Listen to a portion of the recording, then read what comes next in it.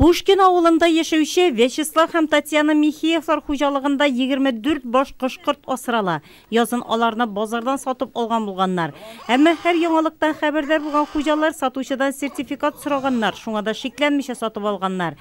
Әмма мал табибларының өйдән өйгә йөреп, кошкорт грибына каршы вакцина кадавына алар каршы түгел. Хәзер күңел тыныч ди алар. Минем уйлавымча, вакцина ясату бик кирәк. Хәзер бөтен кеше дә кыш грибы хакында сөйли. Йорт кошлары авырмасын, башкаларга юктырмасын өчен кирәк ул. Хәзер вакцина ясаткач, кош-кортларыбызның сәламәт икәнлегенә ышанычыбыз зур.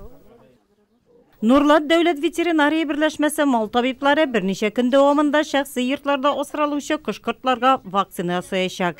Әлегә районның 20 авылында вакцина 1 айлык булган барлык кош-кортка шул исәптән каз үрдәккә дә ясала. 1 айга кадәрләргә кадарга ярамый.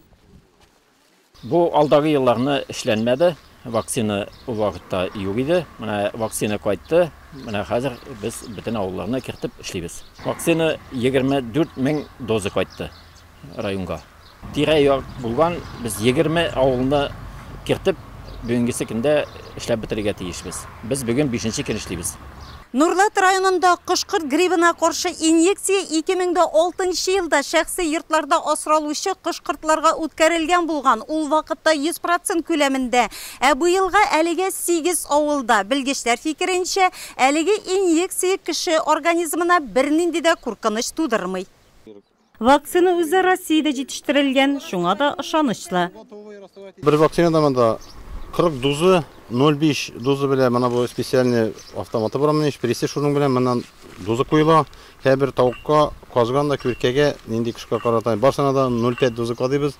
1 айлык возрастан алып кергән йортка урамын язабыз, хозяинның исемен, фамилиясын, и ничә анда каз, ничә үрдәк, ничә тавык менә шулай, и һәрберсен саннарын язып, адресы белән хозяинның имзаларын, подписларын куйдырабыз. Действительно бар буна отказ бирүчеләр, ул йортлардан отказын яздырабыз, тоже шулай фамилиясын, адресын язып, ничә баш тавыгын, күркәсе казы айырым үзеннән тамыратабыз, үзеннән куя.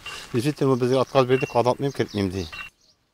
Вакцинаның кеше организмына зыяны юк. Ул 1 ел дәвамында кошкорт организмында сакланып, иммунитетны ныгыта. 21 көн кошкортны суеп, итен ашарга ярамаса да, мал табиблары белдергәнчә, йомыркасын ашау зыянлы түгел. Вакцина ясау түләүсез.